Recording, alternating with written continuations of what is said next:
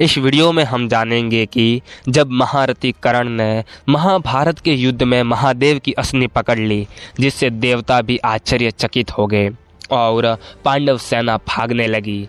जब घटोत्कच की महाशक्तिशाली असनी विफल हो गई तो वो अत्यंत क्रोध में भरकर कर्ण पर बाण वर्षा प्रारंभ कर देता है, लेकिन रुद्र, विष्णु और इंद्र के समान पराक्रमी कर्ण ने उस बाण वर्षा को रोक दिया और यह युद्ध और किस प्रकार भयानक होता जाता है, यह हम वीडियो के अंत तक जान लेंगे। संजय कहते हैं, राजन, घटोत्कच रथ पर आरूढ़ हो कर्ण की ओर चला। उस समय रथ पर स्थिरतापूर्वक खड़े हो जब वह अपने धनुष को खींच रहा था, उस समय उसकी टंकार वज्र की गड़गड़ाहट के समान सुनाई देती थी। भारत उस घोर शब्द से डराई हुई आपकी सारी सेनाएं समुद्र की बड़ी बड़ी लहरों के समान कांपने लगी। विकराल नेत्रों वाले उस भयानक राक्षस को आते देख राधा पुत्र कर्ण ने मुस्कुराते हुए से शीघ्रतापूर्वक आगे बढ़कर उसे रोका। जैसे एक युद्धपति गजराज का सामना करने के लिए दूसरे युद्ध का अधिपति गजराज चढ़ाता है, उसी प्रकार बाणों की वर्षा करते हुए घटोत्कच पर बाणों की बौछार करते हुए कर्ण ने उसके ऊपर निकट से आक्रमण किया। प्रजानाथ, राजन, पूर्व काल में जैसे इंद्र और शंबरासुर में युद्ध हुआ था, उसी प्रकार कर्ण और राक्षस का वह संग्राम बड़ा भयंकर हुआ। वे दोनों भयंकर टंकार करने वाले अत्यंत वेगशाली धनुष लेकर बड़े बड़े बाणों द्वारा एक दूसरे को सत्य विकसित करते हुए आच्छादित करने लगे। फिर वे दोनों वीर धनुष को पूर्णतः खींचकर छोड़े गए झुकी हुई गांठ वाले बाणों द्वारा परस्पर कांस्य निर्मित कवचों को छिन्न भिन्न करके एक दूसरे को रोकने लगे। जैसे दोषियां नखों से और दो महान गजराज दांतों से परस्पर प्रहार करते हैं, उसी प्रकार वे दोनों योद्धा रथ शक्ति और बाणों द्वारा एक दूसरे को घायल करने लगे। वे सहायकों का संधान करके एक दूसरे के अंगों को छेदते और बाण में उल्काओं से दग्ध करते थे। उससे उन दोनों की ओर देखना अत्यंत कठिन हो रहा था। उन दोनों के सारे अंग घावों से भर गए और दोनों ही खून से लथपथ हो गए थे। उस समय वे जल का स्रोत बहाते हुए गेरू के दो पर्वतों के समान शोभा पा रहे थे। दोनों के अंग बाणों के अग्रभाग से छिदकर चलनी हो रहे थे। दोनों ही एक दूसरे को विदीर्ण कर रहे थे, तो भी वे महातेजस्वी वीर परस्पर विजय के प्रयत्न में लगे रहे और एक दूसरे को कंपित न कर सके। राजन, युद्ध के जुए में प्राणों की बाजी लगाकर खेलते हुए कर्ण और राक्षस का वह रात्रि युद्ध दीर्घ काल तक समान रूप में ही चलता रहा। घटोत्कच के धनुष की टंकार से अपने और शत्रु पक्ष के योद्धा भी भय से थर्रा उठते थे। राजन, इसके बाद कर्ण ने दिव्यास्त्र प्रकट किया। कर्ण को दिव्यास्त्र का संधान करते देख पांडव नंदन घटोत्कच ने अपनी राक्षसी महामाया प्रकट की। वह तत्काल ही शूल, मृदुल, शिलाखंड और वृक्ष हाथ में लिए हुए घोर रूपधारी राक्षसों की विशाल सेना से घिर गया। भयानक कालदंड धारण किए समस्त भूतों की प्राणहंता यमराज के समान उसे विशाल धनुष उठाए आते देख वहां उपस्थित हुए वे सभी नरेश व्यथित हो उठे। घटोत्कच के सिंहनाद से भयभीत हो हाथियों के पेशाब झड़ने लगे और मनुष्य भी अत्यंत व्यथित हो गए। तत्पश्चात चारों ओर से पत्थरों की अत्यंत भयंकर एवं भारी बारिश होने लगी। आधी रात के समय अधिक बलशाली हुए राक्षसों के समुदाय व प्रस्तर वर्षा कर रहे थे और महाबाणों का घोर संग्राम छिड़ गया था। उस संग्राम को देखकर आपके पुत्र और योद्धा भयभीत होकर भाग चले। अपने अस्त्र बल की प्रशंसा करने वाला एकमात्र अभिमानी कर्ण ही वहां खड़ा रहा। कर्ण के मन में बिल्कुल भी व्यथा नहीं हुई। उसने अपने बाणों से घटोत्कच द्वारा निर्मित माया को नष्ट कर दिया। उस माया के नष्ट हो जाने पर घटोत्कच ने अमरश में भरकर भयंकर बाण छोड़े जो चूत पुत्र के शरीर में समा गए।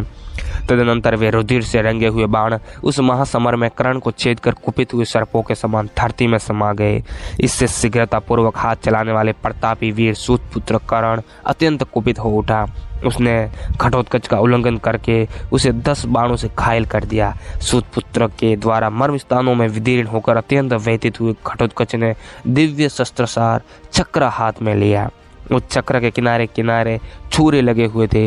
मणि एवं रत्नों से विभूषित हुआ वह चक्र प्रातःकालीन सूर्य के समान प्रतीत होता था। क्रोध में भरे हुए भीमसेन कुमार घटोत्कच ने अधिरथ पुत्र कर्ण को मार डालने की इच्छा से उस चक्र को चला दिया, परंतु अत्यंत वेग से फेंका गया वह घूमता हुआ चक्र कर्ण के बाणों द्वारा आहत हो भाग्यहीन संकल्प की भांति व्यर्थ होकर पृथ्वी पर गिर पड़ा, जिससे कुपित होकर घटोत्कच ने कर्ण पर बाण वर्षा आरंभ कर दी। परंतु रुद्र, विष्णु और इंद्र के समान पराक्रमी सूत पुत्र कर्ण को इससे तनिक भी घबराहट नहीं हुई। उसने तुरंत ही उस घटोत्कच के द्वारा चलाई हुई बाण वर्षा को एक ही क्षण में नष्ट कर दिया। जब घटोत्कच की बाण वर्षा और उसके अस्त्र नष्ट हो गए, तब वो अंतरिक्ष में उछलकर वह विशालकाय राक्षस प्रलय काल के मेघ की भांति गर्जना करता हुआ आकाश से वृक्षों की वर्षा करने लगा। लेकिन कर्ण ने उन सब वृक्षों को आते हुए वही काट डाला और अपने बाणों की वृष्टि आरंभ कर दी। घटोत्कच के शरीर में 2 अंगुल भी ऐसा स्थान नहीं बचा था जो बाणों से विदीर्ण न हो गया हो। वह 2 ही घड़ी में कांटों से युक्त सहाय के समान दिखाई देने लगा। सम्रांगण में बाणों के समूह से घिरे हुए घटोत्कच को, उसके घोड़े को, रथ को तथा ध्वजा को भी कोई नहीं देख पाते थे। वह मायावी राक्षस कर्ण के दिव्यास्त्रों को अपने अस्त्र द्वारा काटते हुए वह सूत पुत्र के साथ महामाया से युद्ध करने लगा। उस समय तथा शीघ्रताकारिता के द्वारा वह कर्ण को लड़ा रहा था। आकाश से कर्ण पर अलक्षित बाण समूह की वर्षा हो रही थी। कुरुश्रेष्ठ भरतनंदन, वह विशाल काय महामायावी भीमसेन कुमार घटोत्कच माया से सबको मोहित करता हुआ सा सब और विचरने लगा। उसने माया द्वारा बहुत से विकराल एवं अमंगल सूचक मुख बनाकर श्रुतपुत्र के दिव्यास्त्र को अपना ग्रास बना लिया। फिर वह महाकाय राक्षस धैर्यहीन एवं उत्साह शून्य सा होकर रणभूमि में आकाश सैकड़ों टुकड़ों में कटकर गिरा हुआ दिखाई दिया। उस समय उसे मरा हुआ मानकर कौरव दल के प्रमुख वीर जोर जोर से गर्जना करने लगे। इतने में ही वह दूसरे बहुत से नए नए शरीर धारण करके संपूर्ण दिशाओं में दिखाई देने लगा। वो मैनाक पर्वत के समान दृष्टिगोचर हुआ। उस समय उसके 100 मस्तक तथा 100 पेट हो गए थे और वह अपनी महामाया से आकाश में विचरता हुआ कर्ण पर अस्त्रों की बौछार करने लगा। लेकिन कर्ण ने उन सब अस्त्रों का निवारण कर दिया। तब घटोत्कच बोला, सारथी के बेटे खड़ा रहे, अब तू मुझसे जीवित बचकर कहाँ जाएगा। आज मैं सम्रांगण में तेरा युद्ध का हौसला मिटा दूंगा।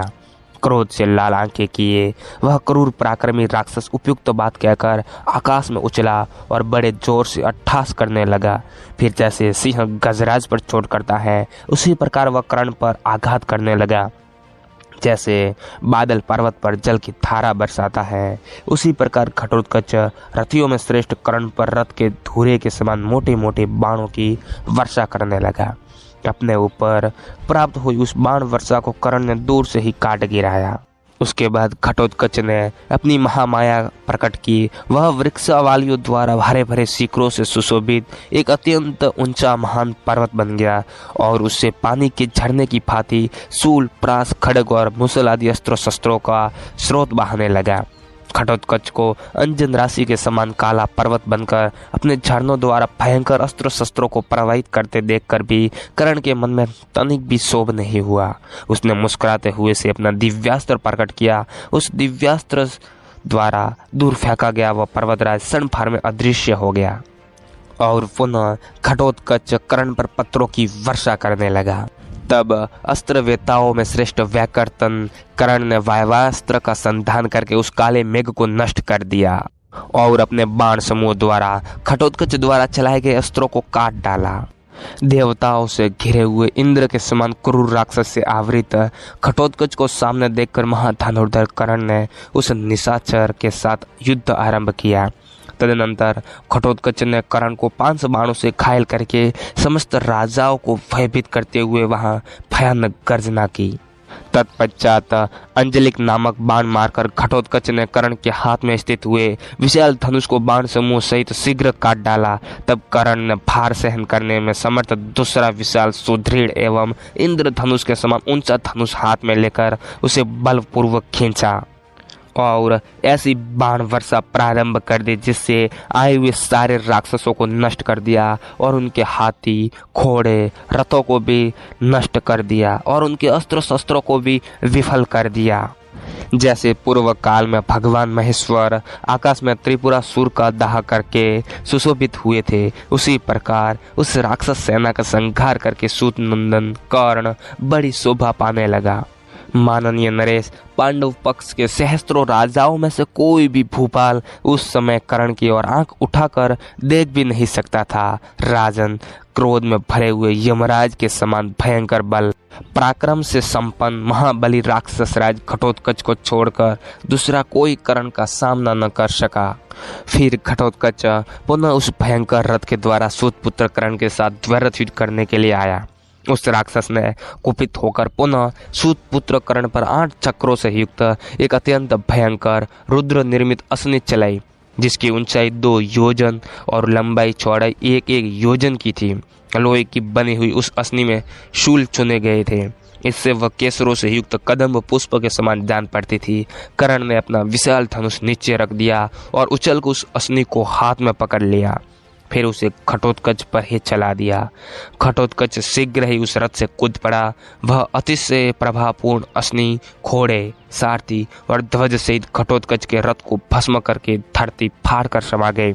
यह देखकर वहां खड़े हुए सब देवता आश्चर्यचकित हो उठे। उस समय वहां संपूर्ण प्राणी कर्ण की प्रशंसा करने लगे, क्योंकि उसने महादेव जी की बनाई हुई उस विशाल असनी को अनायास ही उछलकर पकड़ लिया। रणभूमि में ऐसा पराक्रम करके कर्ण पुनः अपने रथ पर आ बैठा। उस भयंकर संग्राम में कर्ण ने उस समय जो कार्य किया था उसे संपूर्ण प्राणियों में दूसरा कोई नहीं कर सकता था। जैसे पर्वत पर जल की धाराएं गिरती हैं, उसी प्रकार नाराजों के प्रार से आत हुआ घटोत्कच गंधर्व नगर के समान पुनः अदृश्य हो गया। और यह युद्ध ऐसे ही भयंकर चलता रहा। जब घटोत्कच के घोड़ों को भी कर्ण ने मार डाला और अपनी माया को भी नष्ट होते देख लिया, तब हिडिंबा कुमार घटोत्कच ने सूर्य पुत्र कर्ण से कहा, ये ले, मैं अभी तेरी मृत्यु का आयोजन करता हूँ। ऐसा कहकर वही अदृश्य हो गया। बस इस वीडियो में इतना